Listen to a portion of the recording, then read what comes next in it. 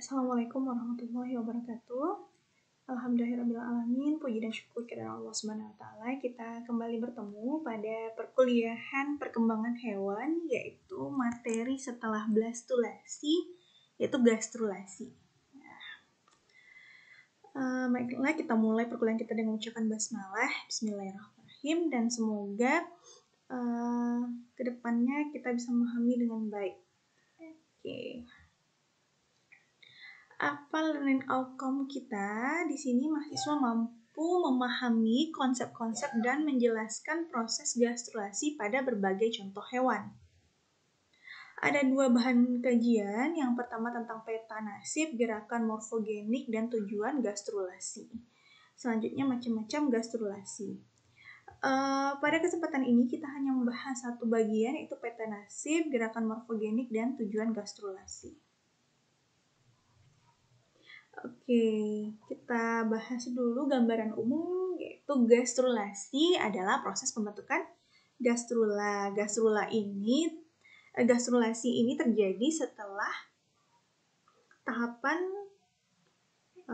blastulasi ya. Ciri utama dari tahap ini adalah terbentuknya arsenteron atau gastrosol yang merupakan rongga dan sebagai bakal saluran pencernaan. Di sini. Tahap gastrula ini sangat penting dalam perkembangan embrio karena pada tahap inilah lapisan lembaga terbentuk, lapisan ektoderm, mesoderm maupun endoderm. Dan semua organ tubuh berasal dari ketiga lapisan lembaga tersebut. Ya, semua organ tubuh hewan tubuh berasal dari ketiga lapisan lembaga tersebut. Ya, sebelum kita masuk ke gastrulasinya, kita bahas dulu apa itu peta nasib atau fat map dan gerakan morfogenetik. Ya. Kita ingin lihat tahap sebelumnya, di tahap blastulasi. Oke, blastula yang terbentuk pada tahap blastulasi mempunyai daerah-daerah pembentuk organ. Daerah-daerah itu sudah terpeta pada tahap blastula akhir dan sudah tentu pula nasibnya. Oke, sudah ada petanya mau jadi apa dia nanti. Daerah-daerah bakal ini sudah tertentu arah, maksudnya apa? Daerah-daerah bakal ini sudah tertentu arah geraknya dan sudah tentu pula organ yang akan dibentuk. Oke, sudah ditentukan ya. Jadi, keseluruhan daerah bakal yang terpeta pada blastula disebut dengan peta nasib. Atau disebut juga daerah-daerah bakal membentuk organ yang terpeta pada blastula itu adalah peta nasib. Makanya di sini diberi warna ya. Ini daerah yang warna biru, pink, kuning. Ini adalah daerah peta nasib. Ya, yang menjadi bakal pembentuk organ. Oke, daerah bakal ini disebut juga daerah presumtif atau prospektif. Sel-sel daerah presumtif ini akan mengalami pergerakan pada proses gastrulasi. Ini akan kita bahas nantinya pada gastrulasi.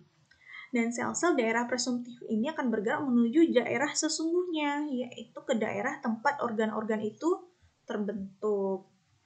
Ya, gerakan sel-sel presumtif menuju daerah yang sesungguhnya inilah yang disebut dengan gerakan morfogenetik.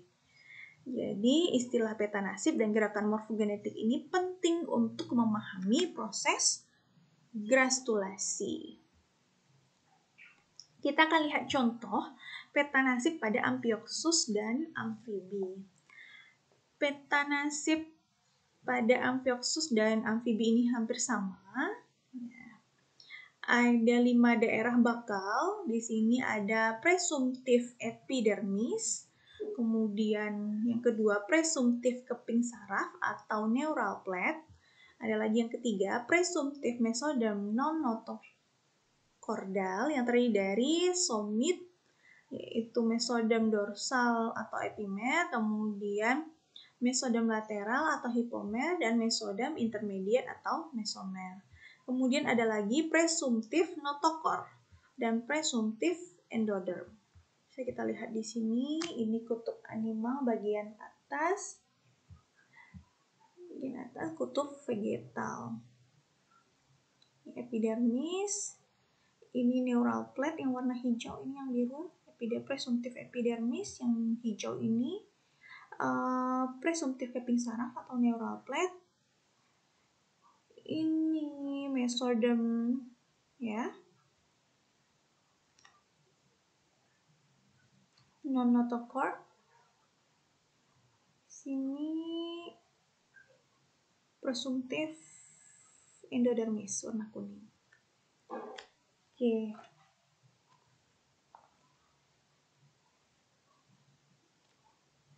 Bisa kita lihat bagian di kutub animal, di daerah animal pada peta nasib embrio, amphioxus, dan amfibi ini terdapat apa? Presumptif epidermis dan keping saraf. Warna biru dan warna hijau ini yang akan menjadi sistem saraf dan struktur-struktur yang berhubungan dengan sistem saraf.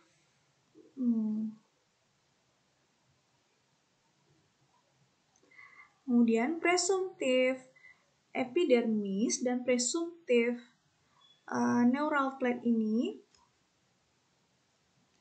akan membangun lapisan sebelah luar dari glastula, yaitu ectoderm.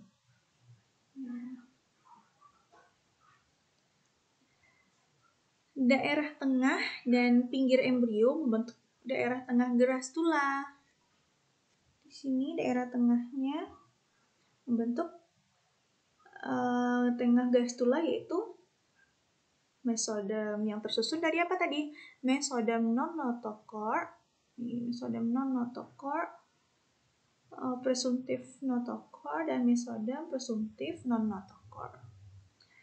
Kemudian ya, apa itu notochord? Ya, notochord itu merupakan batang yang berkembang di bawah bumbung saraf. Berbentuk batang ya, yang mungkin membantu menyokong perkembangan embrio. Dan biasanya notochord ini menghilang pada hewan dewasa. Oke, di sini kan ada mesoderm non-notochord. Mesoderm non-notochord ini nanti akan berkembang menjadi beberapa anggota organ seperti jantung, otot, ginjal, gonad, di sini ya. Lalu daerah vegetal dari amphioxus dan amfibi ini terdapat presumptif endoderm yang merupakan bagian dalam embrio. Nanti akan membentuk saluran pencernaan dan derivat-derivatnya. Oke, kita lanjut. Peta nasib pada Aves. Oke, peta nasib pada blastula burung atau Aves berbeda dengan peta nasib pada amphioxus dan amfibi. Apa penyebabnya? Karena struktur blastula burung tidak bulat, beda jenis blastulanya. Yang sudah kita bahas sebelumnya tentang jenis-jenis blastula, melainkan berbentuk cakram yang terletak di atas yolk. Oke, coba cek kembali apa jenis blastula pada Aves. Peta nasib Aves ini ada bagian lapisan atas yaitu epiblast, keping saraf, mesoderm notochord, mesoderm non-notochordal, kantung yolk, dan endodermis. Usus. Kemudian hipoblast ini terdiri dari endoderm, kantung yolk, dan endoderm usus. Oke. Nanti kita lihat bagian-bagiannya.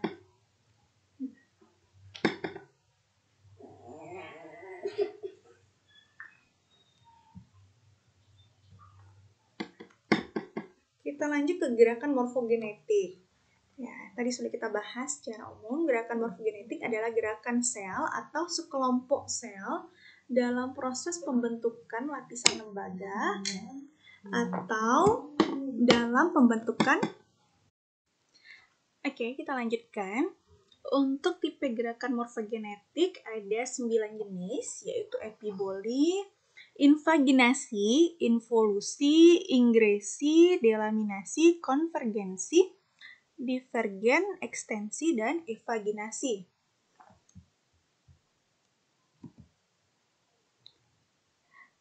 Oke, kita lihat di sini.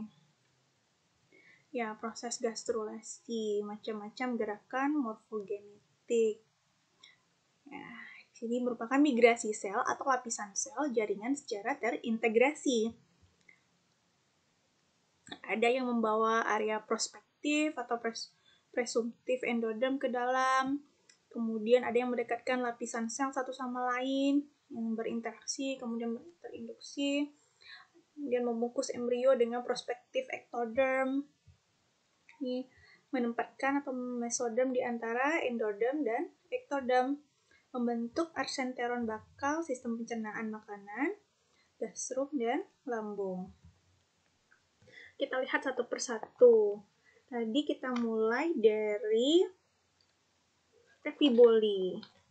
Apa itu epiboli?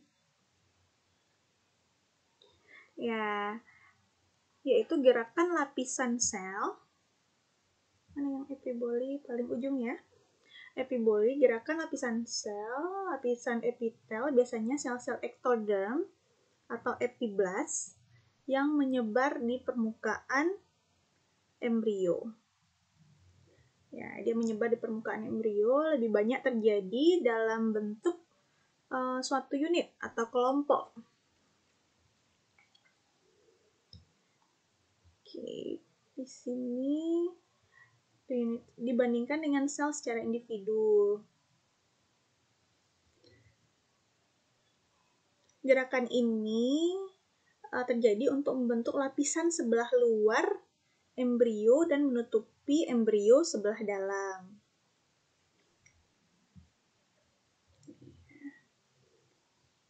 Gerakannya menyebar di permukaan embrio. Contohnya, gerakan sel-sel pada permukaan blastula. Lanjut kita ke invaginasi. Yang kedua, ini contohnya ektoderm pada amfibi. Ini yang kedua, invaginasi merupakan gerakan sel-sel ke dalam. Nih, gerakan sel-sel ke dalam blastosol atau infolding yang terjadi pada suatu daerah tertentu. Kejadian ini dapat diumpamakan seperti lekukan bola karet lunak bila ditinju. Contohnya adalah seperti gerakan morfogenetik yang terjadi pada proses awal gastrulasi Amphioxus. Lalu involusi. Kalau involusi apa bedanya? Involusi gerakan membelok ke dalam.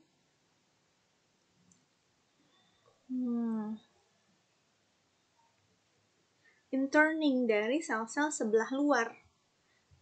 Dari sel-sel sebelah luar membelok ke dalam.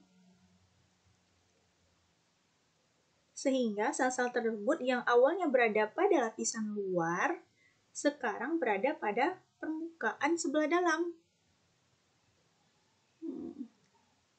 Contohnya, gerakan morfogenetik yang terjadi melalui blastoporus atau celah blastula pada proses gastrulasi Amphioxus dan amfibi, dan gerakan sel-sel melalui primitive streak pada proses gastrulasi pada aves dan mamalia. Sini terjadi involusi ya. Lalu ingresi. Apa itu ingresi? Ingresi atau ingression merupakan migrasi sel-sel secara individu. Kalau tadi kan secara kelompok ya, kalau ini secara individu. Dari lapisan permukaan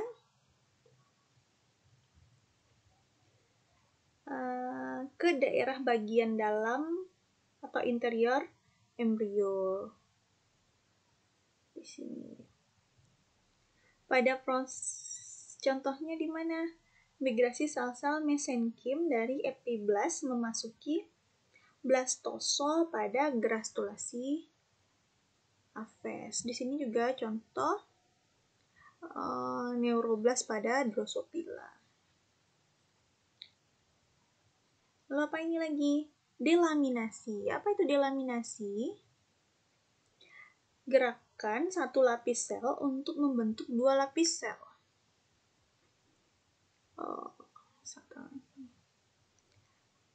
Sel atau lebih, sehingga lapisan yang terbentuk hampir paralel dengan lapisan pertama. Contohnya pada proses pembentukan hipoblast pada Aphes dan mamalia.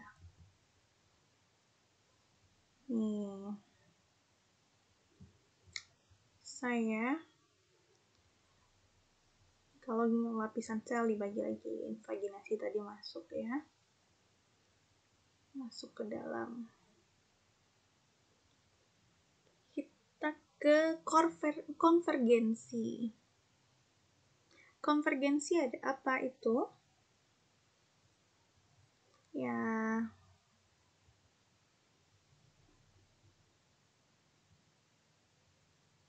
gerakan sel-sel menuju pusat atau gerakan memusat. Konvergen itu memusat. Memusat itu contohnya gerakan sel-sel menuju primitive streak pada Aphes dan mamalia pada proses gastrulasi. Kalau divergensi apa? Satu konvergen, satu divergen. Berbeda ya, kebalikannya merupakan gerakan sel-sel memancar atau kebalikan dari konvergensi. Contohnya adalah gerakan sel-sel mesenkim ke arah dua sisi lateral embrio sewaktu pembentukan sayap mesoderm pada proses gastrulasi Aphes dan mamalia. Ini ekstensi. Kita lihat ekstensi ini apa lagi ya? Merupakan gerakan sel-sel secara meluas ke satu arah.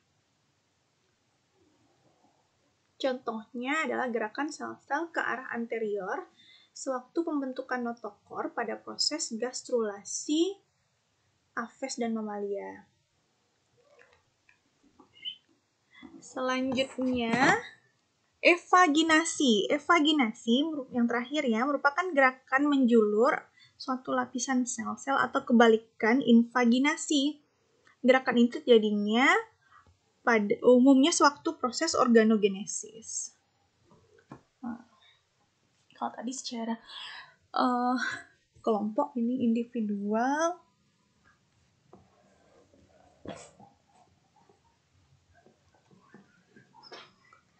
Kalau secara individual, imigrasi pergerakan sel individu dengan bantuan sel lain, sel substrat, interkalasi, sel menyelip di antara sel tetangga, ada interkalasi lateral melibatkan pergerakan sel secara lateral pada lapisan yang sama, yang lateral ya.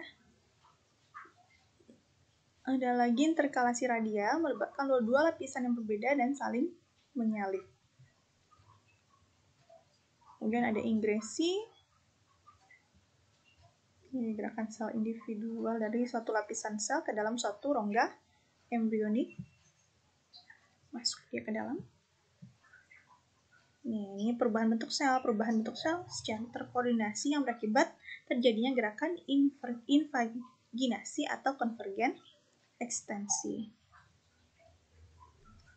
Oke, ini contoh-contohnya sama. Lalu apa tujuan grastulasi? Tujuan grastulasi adalah penempatan bakal lapisan lembaga pada posisinya dan membentuk lapisan-lapisan lembaga yang merupakan bahan baku dalam organogenesis. Kita lihat di sini apa ciri-ciri umum proses gastrulasi pada berbagai hewan. Lihat ini cleavage yang sebelumnya. Penataan kembali sel-sel embrio oleh gerakan morfogenetik, ini yang paling kritis. Kemudian ritme pembelahan sel diperlambat, sedangkan cleavage yang cepat ya. Tidak terjadi tumbuh yang nyata dan tipe metabolisme berubah. Cukup sekian ini referensinya. Assalamualaikum warahmatullahi wabarakatuh.